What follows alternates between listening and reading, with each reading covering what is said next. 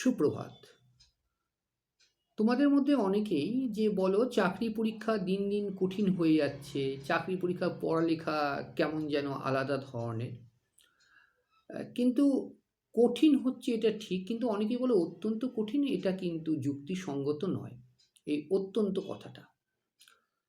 দেখো, প্রতি বছর সরকার, সেটা রাজ্য সরকার বলো কেন্দ্রীয় সরকার বলো, রেল, ব্যাংক, এরা প্রচুর পরিমাণ শূন্য পদের বিজ্ঞপ্তি প্রকাশ করে। তার জন্য পরীক্ষা হয় এবং সেই পরীক্ষা দিয়ে সফলও হচ্ছে অনেকে, এবং তারাই সেই শূন্য পদের অধিকারী।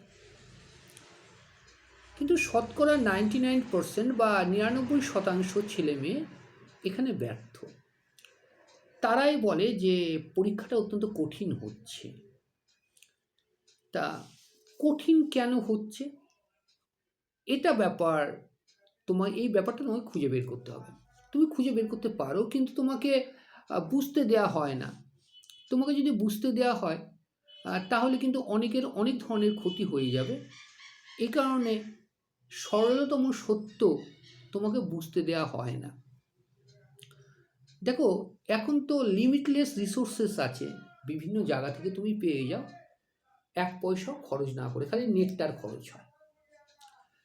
তাহলে সেখানে তুমি ভাবছো যে সহজলভ্য কোনো অর্থ না দিয়ে, বা ন্যূনতম অর্থ, অত্যন্ত ন্যূনতম অর্থ দিয়ে তুমি সাফল্য পেয়ে যাবে।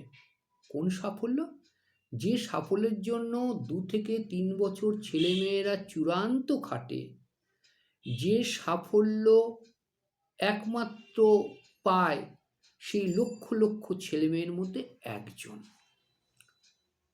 সেই সাফল্য তুমি অনায়াস লব্ধ ভেবে নিজেকে প্রতারিত করো, পরিষ্কার কথা।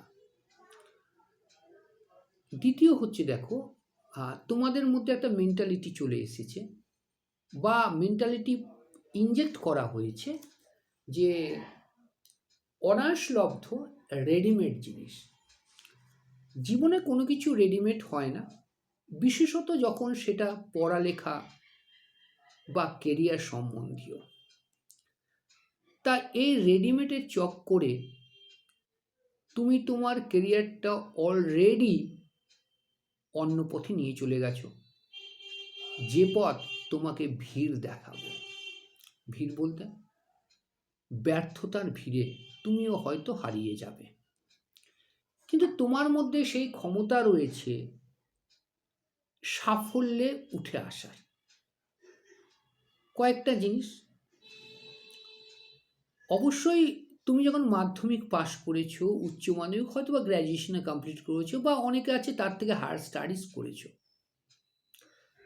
এই সময় তুমি কিছু তো পড়েছো। সেই কিছু পড়াটাই হচ্ছে চাকরি পরীক্ষার কম বেশি 60% তুমি পড়ে ফেলেছো।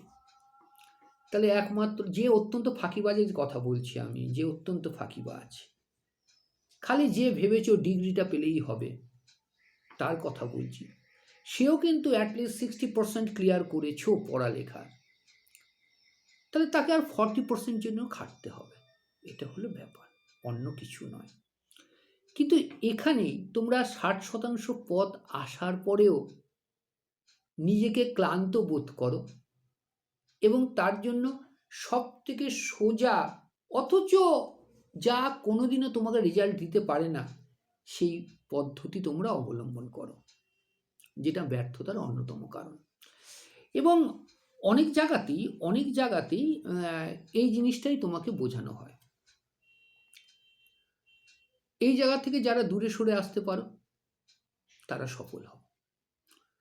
একটা কথা মনে রাখবে, ঘোলা জলে মাছ থাকে, এবং ঘোলা জলে তোমরা মাছ ধরতে চাও, পরিষ্কার জলে মাছ থাকে না, ঘোলা জলে। এবং ঘোলা জলে মাছ ধরতে গিয়ে সব থেকে বড় ভুল কাজটা করো। তোমাকে খাটতে হবে, অত্যন্ত স্ট্র্যাটেজি মেনটেন করে। আমি কখনোই বলি না, দেখো প্রত্যেকটা ভিডিওতে আমি কথা বলি যে আমি চাই না তুমি সিরিয়াস হও। যদি অতিরিক্ত সিরিয়াস হয়ে যাও তাহলে তোমার মধ্যে একটা প্যালপিটেশন চলে আসে, যেটা কিন্তু অনেকাংশে তোমাকে ডিপ্রেশনে নিয়ে যায়। কিন্তু সাফল্য তো পেতে হবে। তার জন্য আমি বলি, দেখো, সাফল্যের জন্য বেশি কিছু নয়, দুটো জিনিস মেনটেন করো। এক, সিনসিয়ার হও। দুই, ডিসিপ্লিনড হও। সিনসিয়ার আর ডিসিপ্লিন যদি হও, তাহলে পৃথিবীতে এমন কোনো পরীক্ষা নেই যেটা তুমি ক্র্যাক করতে পারো না। ইভেন ইউপিএসসির মতো পরীক্ষা কিন্তু তোমার মতো বা তোমার থেকে কম রেজাল্ট করা বা কম মেধাযুক্ত অনেকেই ক্লিয়ার করেছে এবং করে যাচ্ছে। কারণ একটা, তারা মারাত্মক হারে সিনসিয়ার, তারা মারাত্মক হারে ডিসিপ্লিনড। পড়ালেখায় এই দুটো জিনিসই চাই, সিনসিয়ার এবং ডিসিপ্লিন। এই দুটো কেমিস্ট্রি যখন বিক্রিয়া করে, তখন যে জিনিসটা উৎপন্ন হয় সেটা হচ্ছে সাকসেস। সাকসেস। তাহলে সাকসেস পেতে হলে তোমাকে অবভিয়াসলি সিনসিয়ার হতে হবে, অবভিয়াসলি ডিসিপ্লিন। অবশ্য সিনসিয়ার হলে ডিসিপ্লিন হয়ে যাবে, ডিসিপ্লিন হয়ে যাবে। মনে রাখবে, যে কোনো পরীক্ষা, আচ্ছা তুমি ধরো না প্রফেশনাল কোনো ডাক্তারি বলো, ইঞ্জিনিয়ারিং বলো বা আদার্স, যেগুলো হিউজ হিউজ অ্যামাউন্ট দিয়ে আমাদেরকে পড়তে হয়, সেখানেও তো অ্যাটলিস্ট 3 বছর সময় লাগে। সেখানে তোমাদেরকে চটকদারি বিজ্ঞাপন করে দেওয়া হয় যে ক্র্যাশ কোর্স হচ্ছে, সাফল্যের বহর এত। কিন্তু সেই যে 2 মাসের মধ্যে কোর্স কমপ্লিট করে কারা? যাদের কোর্স অলরেডি কমপ্লিট হয়ে গেছে, তারা আরো আরো আরো অনেক বেশি অ্যাডভান্স লেভেলে যাবে। তারা তোমার জন্য কিন্তু নয়, তুমি যখন প্রথম বসছো। হ্যাঁ, পরীক্ষা দিতে পারো, পরীক্ষা দিয়ে পরীক্ষার পরিবেশটা তুমি খুঁজে পাবে। অ্যাজ এ টিচার আমি কখনো তোমাকে পরীক্ষার পরিবেশ বর্ণনা করতে পারি না। সব থেকে বড় কথা, আমি যখন পরীক্ষা দিয়েছি, আমি যখন সাফল্য পেয়েছি, তখন তখন আমার মাস্টারমশাই আমাকে বলতে পারতো না যে পরীক্ষার পরিবেশ কেমন। পরীক্ষার পরিবেশটা কেমন হলে গিয়ে তোমাকে বুঝতে হবে। হ্যাঁ, সেটা বোঝার জন্য তুমি পরীক্ষা দিতে পারো।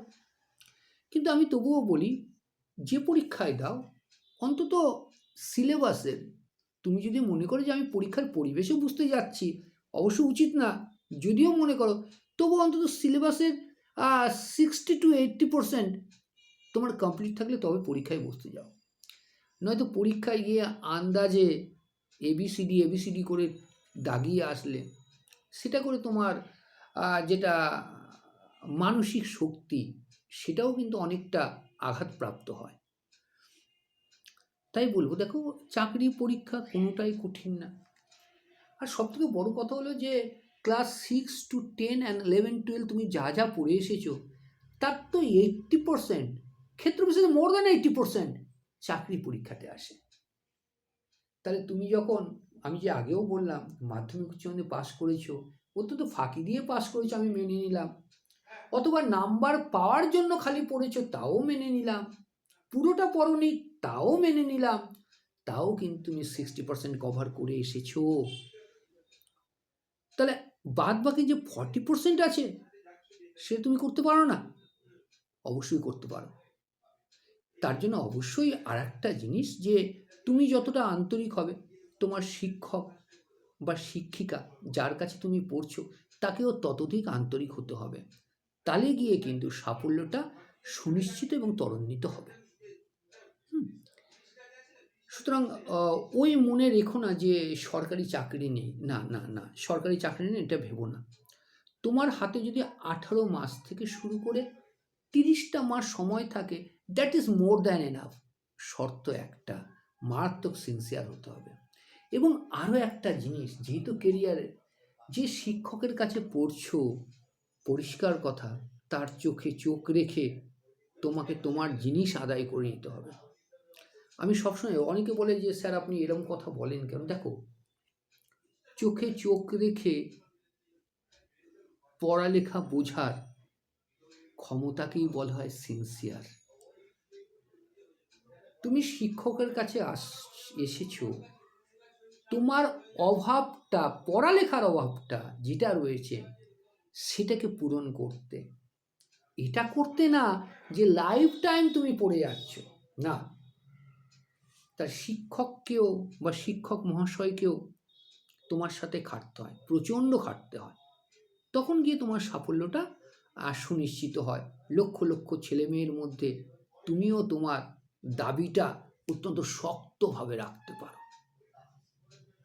পড়ালেখা, আমি বলবো যে সরকারি চাকরি হচ্ছে এমন একটা চাকরি যেখানে তোমার হিউজ ইনভেস্টমেন্ট লাগে না, লাগে কি অত্যন্ত সিনসিয়ারনেস অ্যান্ড ডিসিপ্লিন, এবং তুমি যেটা পড়েছো সত্যি সত্যিই পড়েছো কিনা।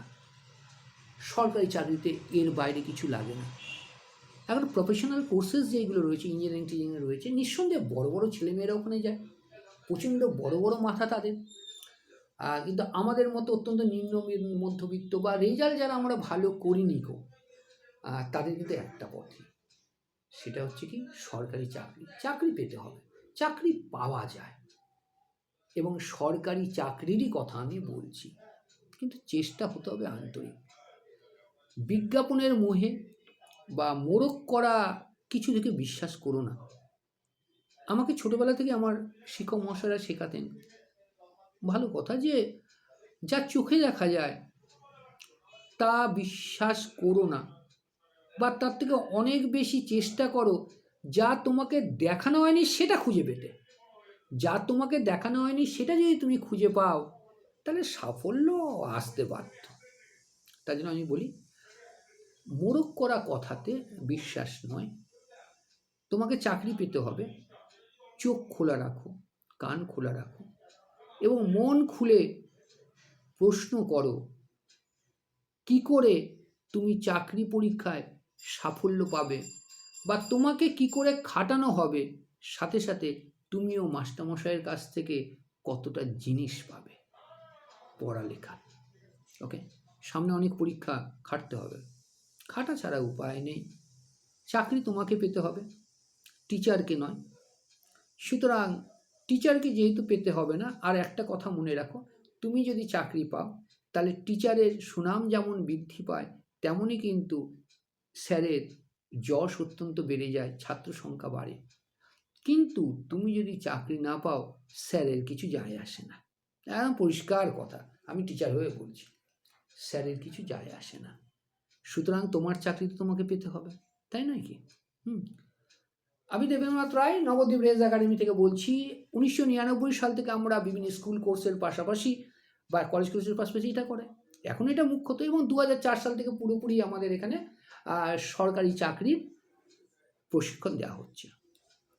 সেই সময় থেকেই ব্যাচ প্রতি সর্বাধিক 10 জন, কেন প্রত্যেকটা ছেলে মেয়ে চাকরি পাবে এটা আমি বিশ্বাস করি। ব্যাচ প্রতি 10 জন, যাতে প্রত্যেকের ওপরে নির্দিষ্ট নজর রাখা যায়, প্রত্যেকে যাতে খোলা মনে প্রশ্ন করে তাদের জিজ্ঞাসা নিরসন করতে পারে। 10 জনের বেশি ক্লাস করানো হয় না প্রতি ব্যাচে। আর শর্ত একটাই, খাটনি প্রচণ্ড, মারাত্মক ইন্টারেস্টিং, খাটনি প্রচণ্ড। আমি তোমার জন্য যতটা খাটতে পারি, তোমাকেও ততটাই খাটতে হবে তোমার নিজের জন্য। আমি অ্যাজ এ টিউটর তোমার জন্য খাটবো, কিন্তু তোমাকে নিজেকে নিজের জন্য খাটতে হবে। এই শর্তে যদি থাকো তাহলে অবশ্যই স্বাগত। নবদ্বীপ রেজ একাডেমি 2004 সাল থেকে আমরা রয়েছি, পুরোপুরি কম্পিটিটিভ এক্সাম নিয়ে, পাশাপাশি স্কুল কলেজেরও হয়। অনলাইন অফলাইন রেকর্ডেড ভিডিও 3টে ক্লাসই রয়েছে, অবশ্যই কথা বলে যেতে পারো, অথবা ফোন করতে পারো 9733070783 এই নম্বর। এটা আমাদের ইনস্টিটিউটের হোয়াটসঅ্যাপ এবং ফোন নাম্বার দুটোই। ওকে, খুব ভালো থেকো। সামনে পরীক্ষা আসছে, মন চাঙ্গা। মন যদি চাঙ্গা থাকে, এভরিথিং উইল বি চাঙ্গা, নাথিং টু ওয়ারি। চাকরি তোমার জন্যই আছে, কিন্তু তোমাকে তো খাটতে হবে, তাই নাকি? ওকে, থ্যাংক ইউ, খুব ভালো থেকো, পরে আবার দেখা হচ্ছে।